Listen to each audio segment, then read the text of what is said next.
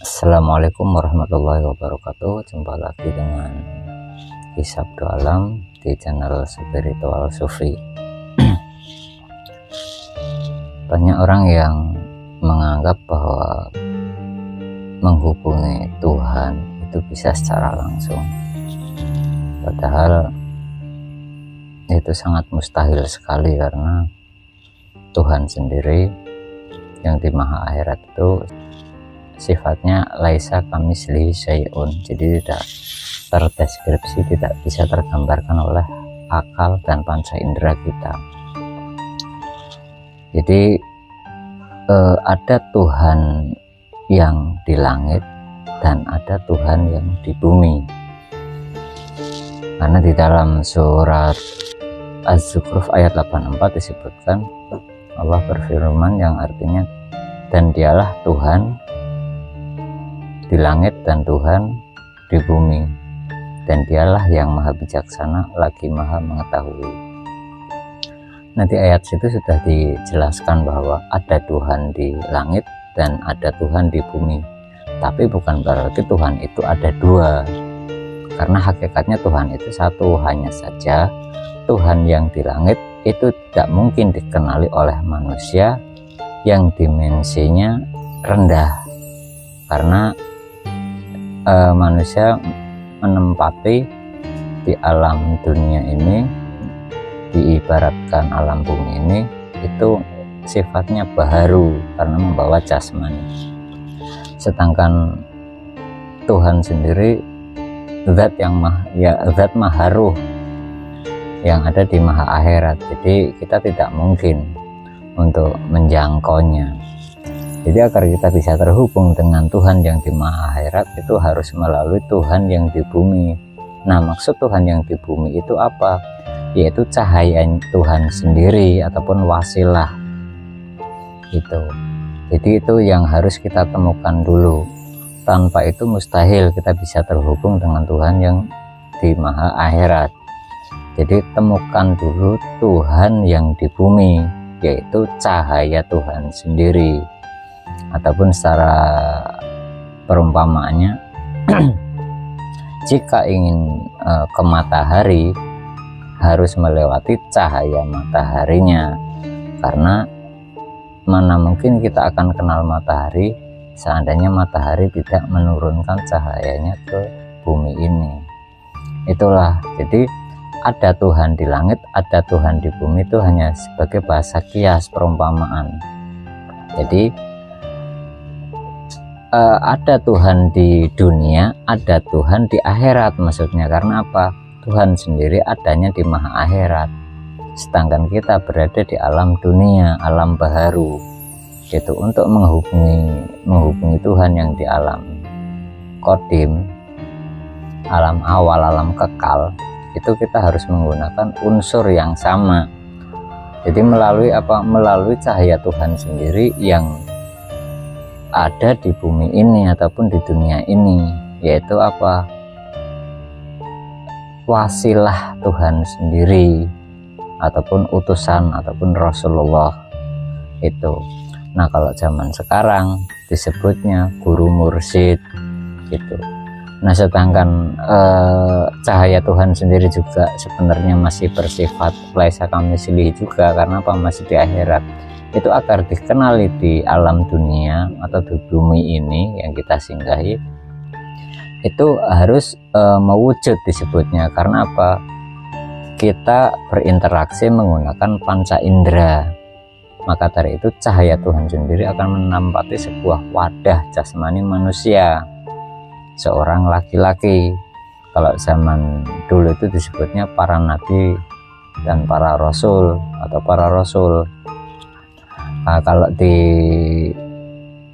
zaman kita itu disebutnya waliyam mursida ataupun ulil amri minkum, pemimpin di zamanmu sendiri. Nah, itu yang harus kita temukan dulu, karena poinnya itu. Nah, orang itu sebagai pembawa wasilah, karena apa? Orang itulah yang mewarisi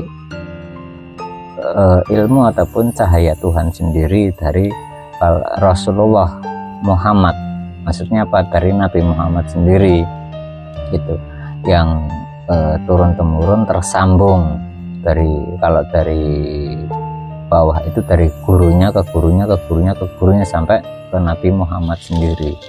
Nah, di zaman sekarang itu dulu yang harus kita temukan. Jadi mustahil kita menjangkau Tuhan ataupun berhubungan dengan Tuhan di maha akhirat kalau tidak melalui Tuhan yang ada di dunia, ataupun kita tidak mampu menjangkau Tuhan yang di langit kalau tidak melalui Tuhan yang di bumi. Jadi itu yang harus kita prioritaskan sebelum kita melakukan ibadah-ibadah. Karena apa? Supaya ibadah kita tidak sia-sia. Karena di dalam Al-Quran sendiri banyak yang diancam, terutama seperti orang yang sholat lalai diancam neraka wail. Nah, itu yang karena apa? Yang tidak tersambung dalam beribadah. Karena apa? Rukun syaratnya belum terpenuhi.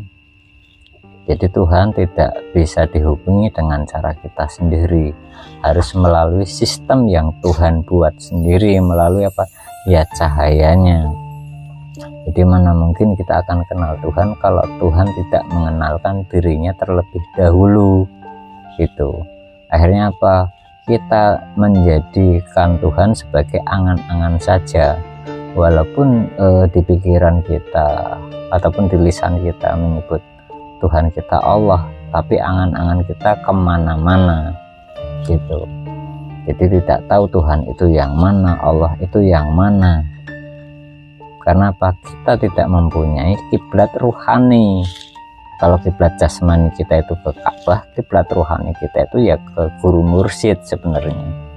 Karena hakikat dibaliknya pembawa tali wasilah ada cahaya Tuhan atau wasilah itu sendiri gitu. Jadi untuk menghubungi Tuhan atau terhubung dengan Tuhan harus melalui cahaya Tuhan yang mewujud ke alam dunia melalui jasmani manusia seorang laki-laki yang ilmunya turun-temurun tersambung sampai kepada Nabi Muhammad di umat Islam ya.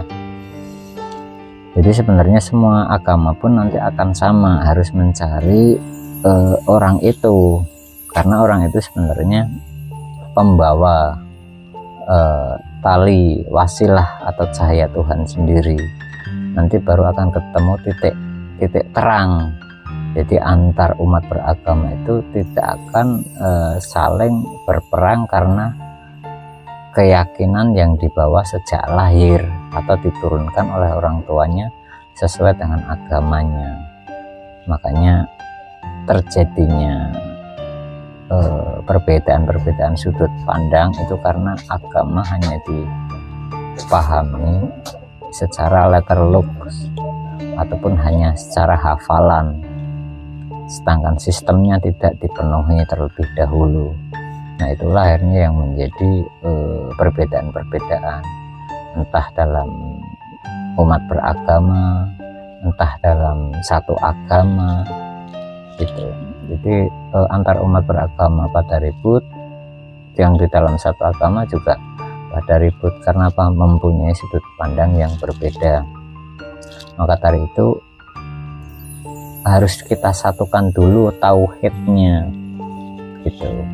Karena hakikat Tuhan itu esa, jadi tidak setiap agama itu saling meyakini Tuhannya masing-masing, akhirnya pada berperang, saling berdebat gitu. Itulah yang akhirnya menjadi rusaknya agama itu ada di situ, ketika agama yang hakikatnya itu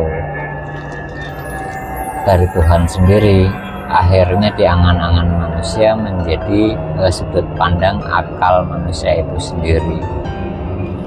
Baik, sementara itu dulu yang saya sampaikan. Untuk selanjutnya akan kita bahas di bab lain. Terima kasih untuk saudaraku semua dimanapun berada. Salam Rahayu, salam persatuan Indonesia, salam bahagia selalu. Wabillahi taufiq wal hidayah. Wassalamualaikum warahmatullahi wabarakatuh.